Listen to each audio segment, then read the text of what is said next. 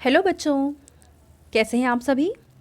चलिए इस वीडियो में हम समझेंगे क्लास 7th की वर्कशीट नंबर 21 जो कि 30 सितंबर 2021 की वर्कशीट है और आज का सब्जेक्ट है बच्चों इंग्लिश। और आज हम पढ़ेंगे हमारे इंग्लिश का एक लेसन ब्रिंगिंग अप करी। तो चलिए स्टार्ट करते हैं। This is a story about the friendship between a little boy and a baby elephant. ये एक स्टोरी है एक छोटे बच्चे और एक छोटे बेबी एलिफेंट के बारे में। The writer was 9 years old when he got 5 months old करी। तो जो राइटर है उसकी एज 9 years की थी जब वो करी से मिला जो कि 5 months का था।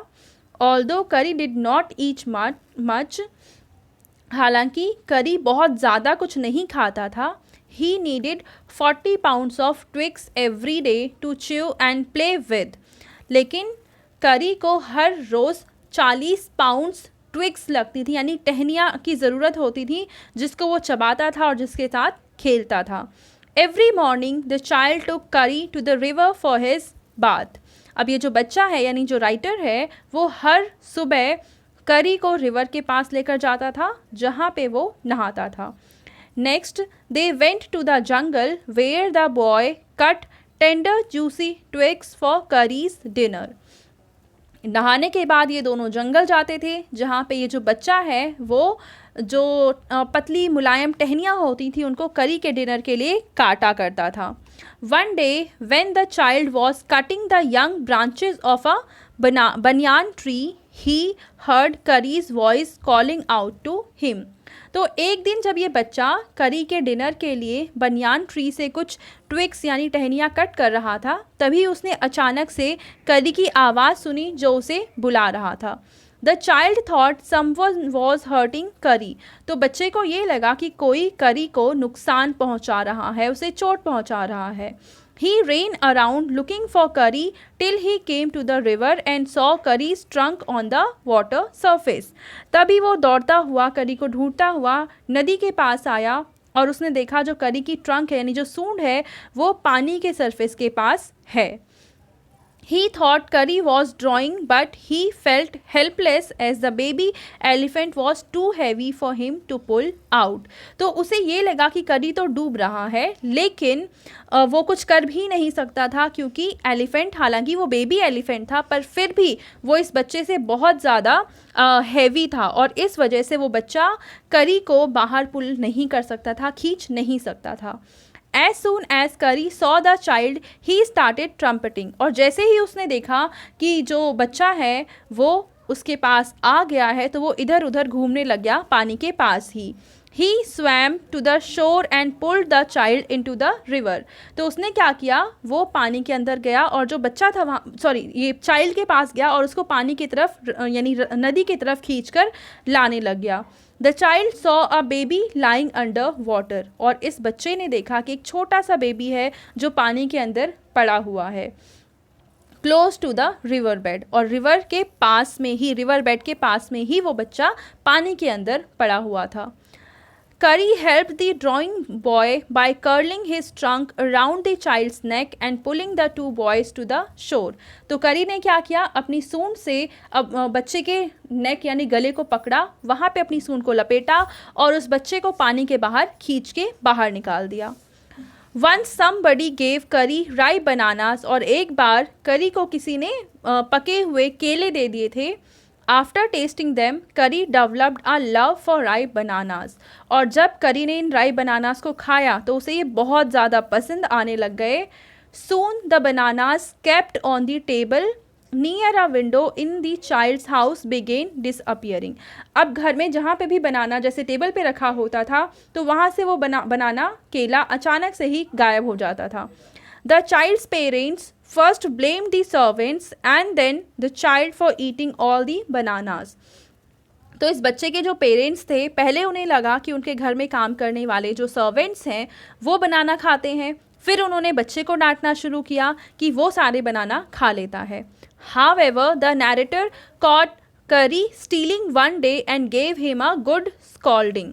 तो एक दिन जो नैरेटर यानी जो राइटर है उसने पकड़ा कि करी सारे बनाना चुराता है और उस दिन उसने बहुत अच्छे से करी को डांट लगाई। करी learn his lesson and did not steel again. अब करी को अपना लेसन समझ में आ गया था कि उसे क्या करना है और क्या नहीं करना है, और तब से ही उसने चोरी करना छोड़ दिया, दोबारा कभी कुछ नहीं चुराया। Over the time Kari learned a few lessons and as he was a quick learner. तो धीरे धीरे समय के साथ साथ करी को बहुत सारी चीज़ें सीखने को मिली और वो बहुत जल्दी सारी चीज़ों को सीख जाता था। He learn the command to sit and walk, और उसने वो कमांड भी सीख ली कि कैसे बैठना है, कैसे चलना है, कब बैठना है और कब चलना है। However, the most difficult thing was master call, पर सबसे मुश्किल जो चीज़ सीखना था वो थी master call. An elephant usually takes 5 years to learn it, और master call को सीखने के लिए जनरली जो एलिफेंट्स है वो 5 years का टाइम ले लेते हैं। अब इस पैसेज के बेसिस पे हमें कुछ क्वेश्चन के आंसर लिखने हैं। क्वेश्चन नंबर 1 है फिल इन द ब्लैंक्स, जिसका फर्स्ट पार्ट है करी वॉज इन डैश। तो करी क्या था? एक एलिफेंट था, तो आप यहाँ पे लिखेंगे एलिफेंट।